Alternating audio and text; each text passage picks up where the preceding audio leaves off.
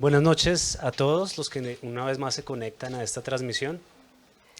En días pasados estuvimos estudiando el tema de atar o desatar. Estuvimos viendo hace unas transmisiones como en Mateo capítulo 18, Mateo capítulo 16, enseñan acerca de la disciplina que la iglesia puede ejercer sobre un hermano en la fe. Pero que se ha malentendido, y estudiando el contexto de Mateo capítulo 18 y Mateo capítulo 16, podemos ver que realmente no hay instrucción bíblica para arrancar a atar o desatar cosas como la pobreza, la ruina, la escasez, ligar ser querido, yo no sé, ya esas cosas no, y mucho menos a Satanás. Vimos que el contexto de estos textos de Mateo 18 y 16, lo he repetido ya 3 veces para que no se lo olvide, es acerca de impartir la disciplina en la iglesia y llamarle la atención a un hermano, donde si en privado no atiende, luego se le hace con 2 o 3 testigos, luego si no atiende el llamado, se hace delante de la iglesia, y si no, se le tenga por gentil.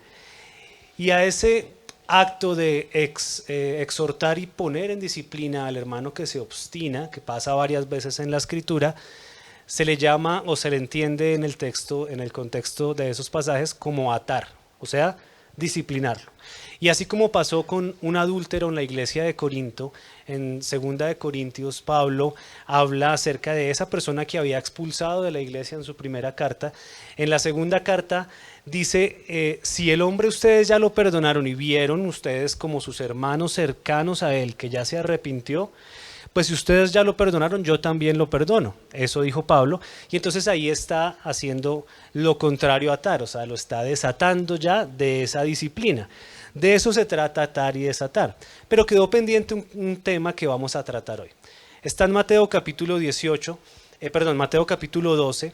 Y en Mateo capítulo 12 hay un famoso suceso entre los fariseos y el Señor Jesús.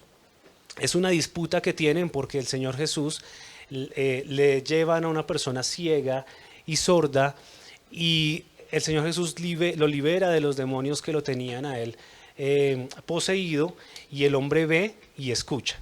Eso está en Mateo capítulo 12, ¿sí? Los fariseos, que eran los típicos opositores a las enseñanzas de Jesús, ante tal acontecimiento, imagínense cómo sería para una aldea, un pueblo, el hecho de que el hombre que conocían ciego y sordo, ahora por una liberación de demonio que le hizo el Señor Jesús, ahora pudiera ver. Es algo que no se puede tapar, no se puede tapar el sol con un dedo, es algo evidentemente poderoso.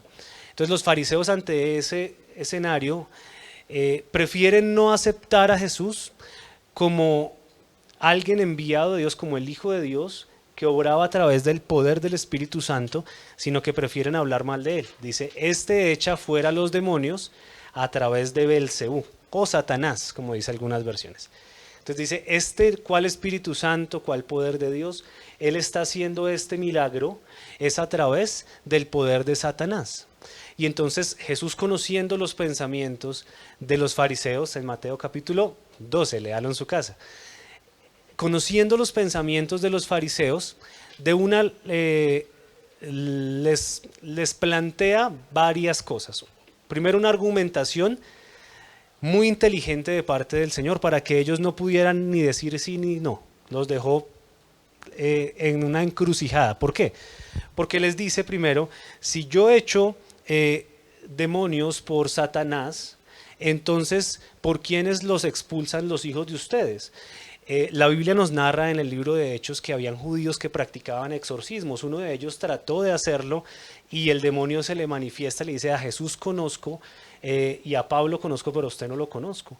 Entonces los judíos tenían esa práctica también de tratar de hacer una especie de exorcismo. Imagino que en algunas ocasiones funcionó, y Jesús les dice esa pregunta. Entonces ustedes, los judíos, si también expulsan un demonio, entonces si yo lo expulso por Satanás, ¿por quiénes ustedes? ¿También por Satanás? La pregunta los deja en una encrucijada. ¿Por qué? Porque si decían que sí era por Satanás, que Jesús expulsaba a los demonios, entonces decían nuestros hijos y nuestros exorcistas también por Satanás. No podemos decir eso porque imagínense que nosotros digamos que estamos expulsando por Satanás. Pero por otro lado, si decimos no, es que nuestros hijos sí hacen los exorcismos, es por el poder de Dios, entonces tendrían que reconocer que Jesús también lo estaba haciendo a través del poder de Dios. Los dejó en la encrucijada y luego de la argumentación que los deja sanos, viene una metáfora. Y esa metáfora es la que quería mencionarles hoy. La metáfora tiene el objetivo de explicarles ese punto de a través de qué poder era que Jesús expulsaba a los demonios. Mateo 12 dice, voy a leer desde el 25.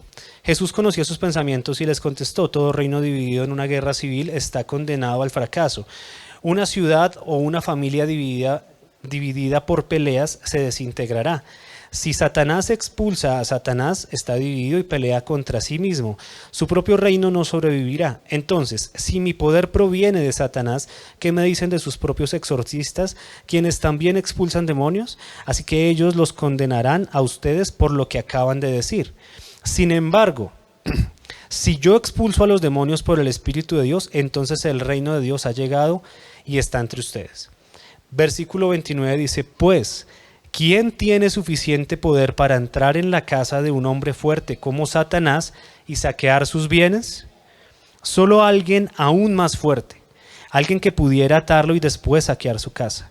El que no está conmigo a mí se opone, y el que no trabaja conmigo en realidad trabaja en mi contra. Por eso les digo, cualquier pecado y blasfemia pueden ser perdonados, excepto la blasfemia contra el Espíritu Santo, que jamás será perdonada.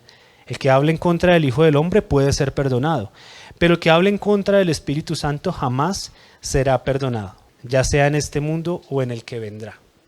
Acá hay varios temas.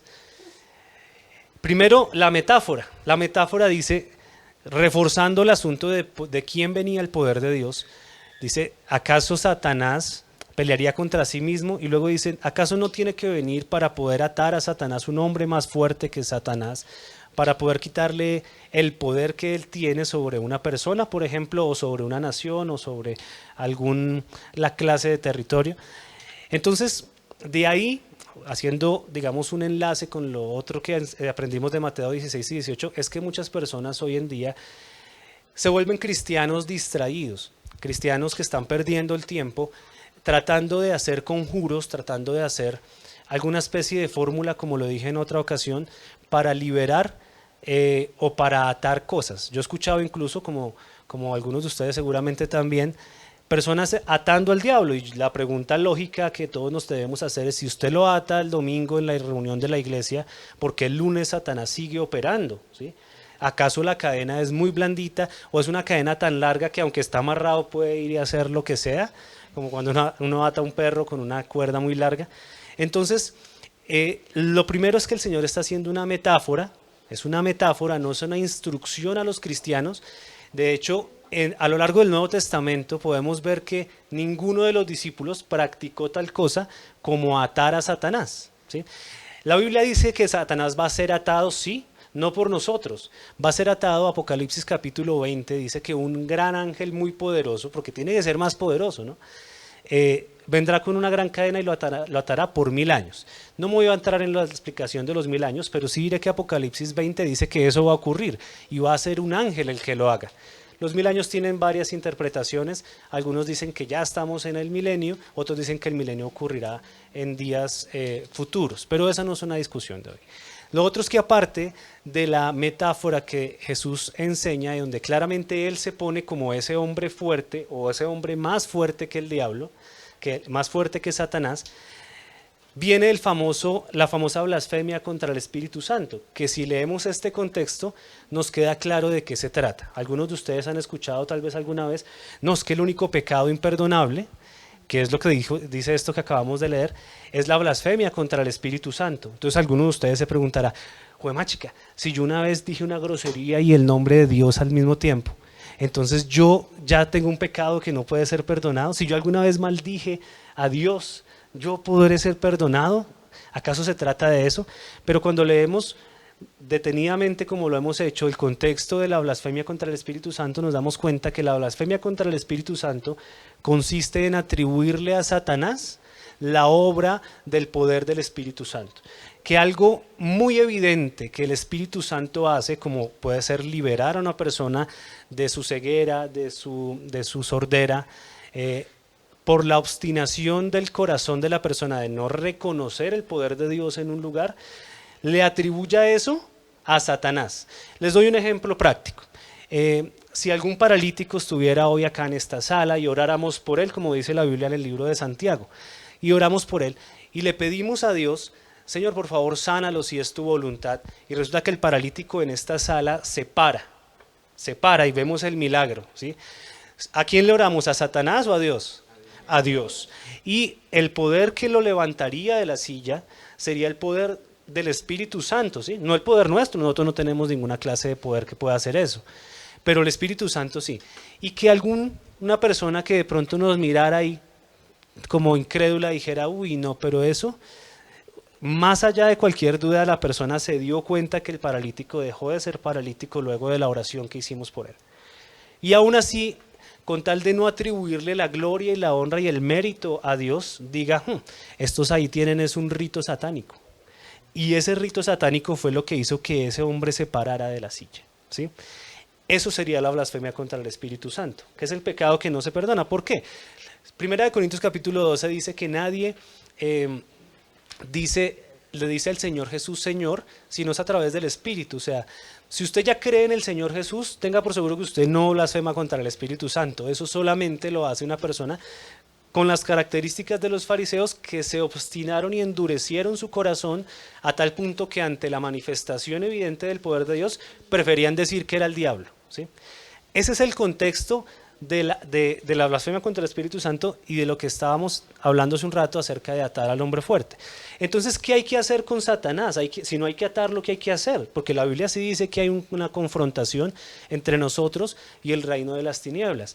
Efesios capítulo 6, por ejemplo, que es un texto muy famoso, dice que nos vistamos con la armadura de Dios y dice qué hay que hacer, no hay que coger a atar. Una cosa que dije en la charla anterior acerca de esto es que si bien ningún discípulo practicó atar o desatar cosas, sí practicaron liberación de demonios, eso sí se hace, y echaban fuera demonios.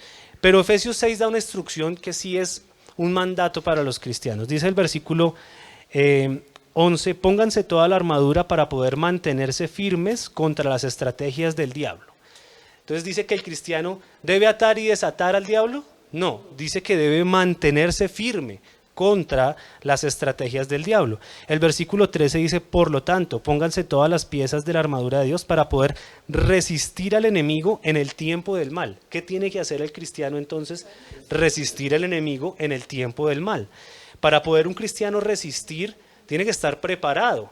Por eso, como decía ahorita el término cristianos distraídos, si un soldado está por ahí en plena guerra y dice, ay, vea, ¿qué tengo acá en el pantalón? Y están cayendo misiles y balas por todo lado, pues ese soldado murió.